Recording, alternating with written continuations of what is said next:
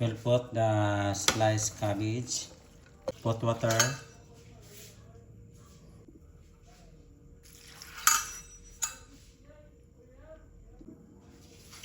We'll put salt.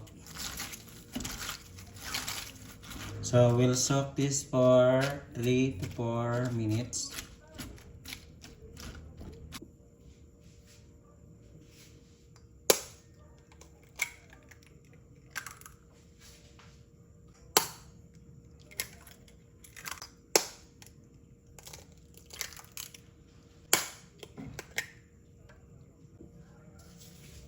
We'll put salt and a little of black pepper. I will put soy sauce. Then we'll put black pepper.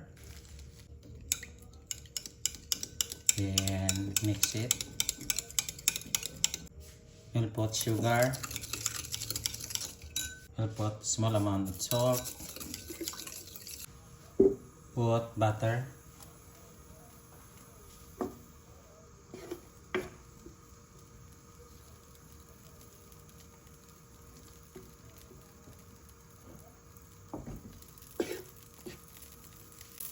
Then add egg.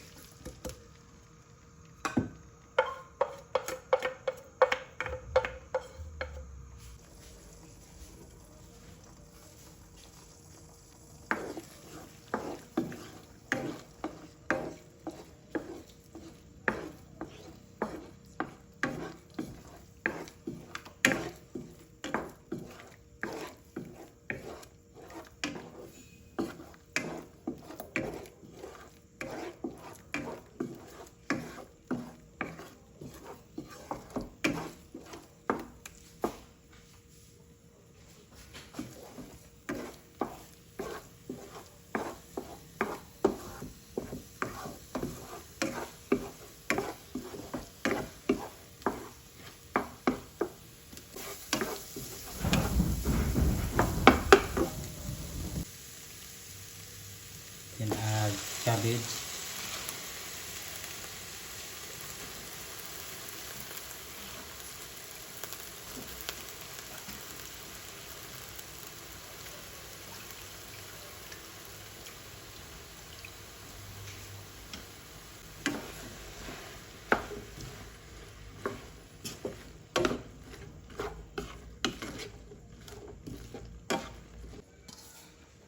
And we're going to add carrots.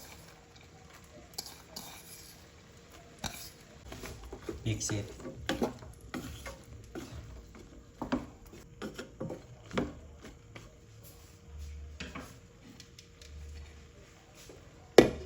Into the pan.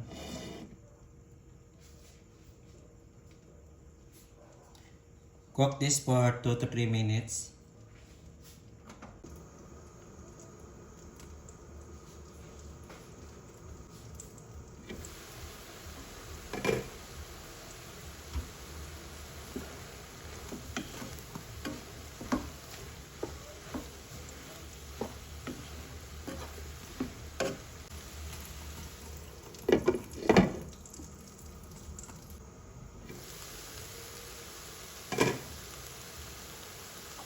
Then we're going to add soy sauce.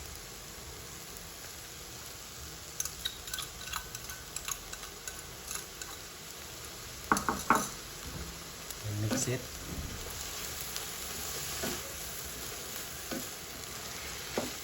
Our soy sauce is a mixture of black pepper, salt, and soy sauce. So we're going to combine it and mix it. Then we're going to put spring onion.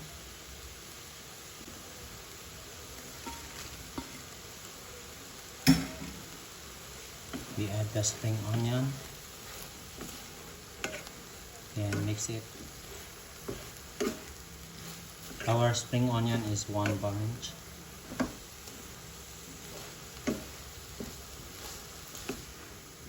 Then we're gonna put butter.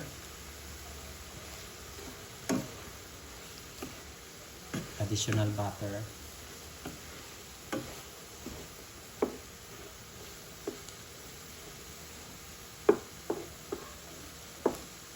Like that. Then let it melt.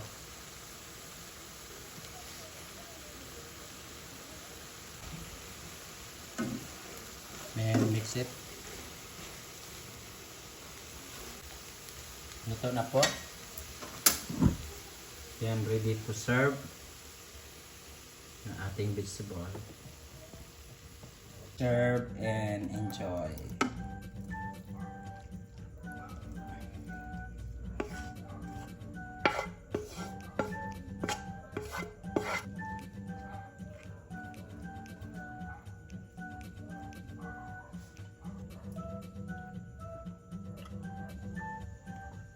This is ginisang repolyo with carrots, with eggs as well. Yummy!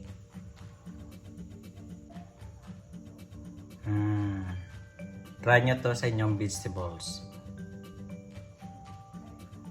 Masarap to langga. Thanks for watching.